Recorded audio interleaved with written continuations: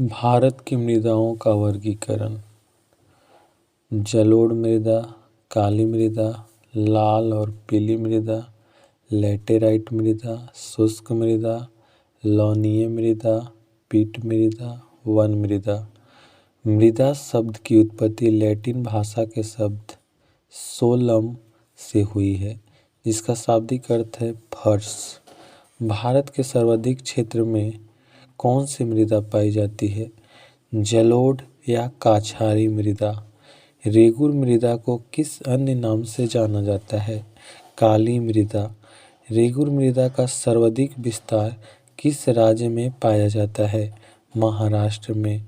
मालवा पठार में किस मृदा की अधिकता है? काली मृदा।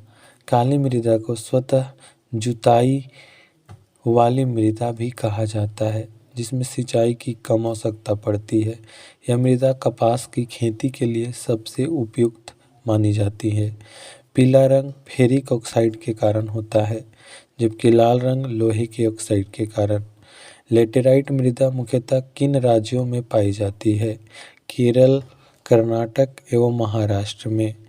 लोहे की मात्रा अधिक होने के कारण कौन सी मृदा दिनों दिन अनुअर होती जा रही है? लेटेराइट। मृदा की क्षारीयता को कम करने के लिए जिप्सम का प्रयोग किया जाता है।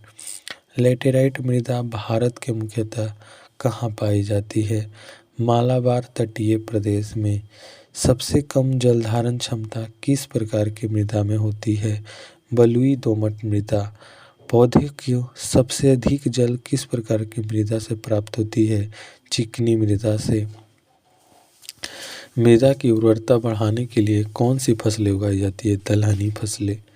लाल और पीला मृदा अम्लीय प्रकृति की होती है, जिसमें नाइट्रोजन, फास्फोरस, ह्यूमस जैव पदार्थ की कमी होती है। चंबल घाटी का निर्माण किस भौगोलिक प्रक्रिया से हुआ? अवनालिका अपरदन से। चाय बागानों के लिए कौन सी मृदा उपयुक्त है? लेटेराइट। दोमट मृदा में कौन से कण पाए जाते हैं? गाद, मृत्तिका एवं रेत। भारत की मृदाओं में किस सूक्ष्म तत्व की सर्वाधिक कमी है? जस्ता। गंगा के मैदानों की पुरानी जलोढ़ मृदा कहलाती है बांगर। अम्लीय मृदा को कृषि योग्य बनाने हेतु किस खनिज का प्रयोग किया जाता है? लाइम या चूना। भारत में सर्वाधिक क्षारीय मृदा किस राज्य में पाई जाती है? उत्तर प्रदेश में। लवणीय मृदा में नाइट्रोजन एवं चूने की अल्पता पाई जाती है। जैव मृदा का रंग नीला क्यों होता है? अम्लीय एवं फेरस आयरन के कारण। पश्चिमी राजस्थान के मृदा में खनिज की अधिकता पाई जाती है, कैल्शियम की। मरुस्थलीय मृदा में किस पोषक तत्व का अभाव पाया जाता है? नाइट्रोजन का। मृदा अपरदन को किस प्रकार रोका जा सकता है? वनोरोपण द्वारा। पीएच मान के अनुसार मृदा की प्रकृति। क्रम संख्या 1 से 6 अम्लीय मिट्टी, दूसरा 7 उदासीन मिट्टी, तीसरा 8 से 14 क्षारीय मिट्टी।